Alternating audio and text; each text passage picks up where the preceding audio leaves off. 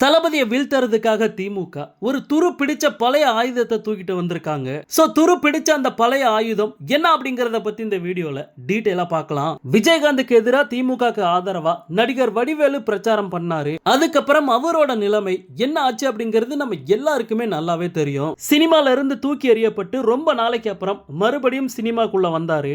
இவர் காமெடியா பேசினா ஓட்டுகள் குவியும் அப்படின்ட்டு திமுக ரொம்பவே நம்பினாங்க. ஆனா அந்த தேர்தல்ல தான் திமுக படுதோல்வி அடைஞ்சு விஜயகாந்துக்கு எதிராக திமுக வடிவேலு களத்துல இறக்குனாங்க. விஜயகாந்த் குடிகாரர் அப்படின்ட்டு திமுக மேடைகள்ல வடிவேலு பாத்தீங்கன்னா ரொம்பவே தரைகுறைவா பேசினாரு. திமுகவோட உண்மையான எதிரி ஜெயலலிதாவை விமர்சனம் பண்ணி பேசினா டங்குவாரி கிழிஞ்சிடும் அப்படின்ட்டு விஜயகாந்த் மட்டுமே டார்கெட் பண்ணி வடிவேலு பேசினாரு. ஆனா இதெல்லாம் பெருசா கண்டுக்காம விஜயகாந்த் எல்லாத்தையுமே கடந்து போனாரு. அது மட்டும் இல்லாம எதையுமே மனசுல வச்சுக்காம வடிவேலு மறுபடியும் படங்கள்ல நடிக்கணும் அப்படின்ட்டு விஜயகாந்த் சொன்னாரு. இப்படிப்பட்ட சூழல்ல தளபதியை தாக்கி பேசுறதுக்காக மறுபடியும் வடிவேல திமுக உள்ள கொண்டு வந்திருக்காங்க. நேத்து சென்னையில நடந்த திமுக நிகழ்ச்சி மேடையில பல வருஷத்துக்கு அப்புறம் முதல் முறையா வடிவேலு பேசியிருக்காரு. திமுக 2026ல மறுபடியும் ஆட்சி அமைக்கும், அதுவும் 200 தொகுதிகளில் வெல்லும் அப்படிங்கிற மாதிரி எல்லாம் பேசியிருக்காரு. பட் முதல் மேடை அப்படிங்கிறதுனால தளபதியை நேரடியா அவர் தாக்கி பேசல. ஆனா போக போக தளபதியை டார்கெட் பண்ணி பேசுறதுக்காக தான் வடிவேல திமுக உள்ள கொண்டு வந்திருக்காங்க அப்படிங்கிற மாதிரி சொல்லப்படுது.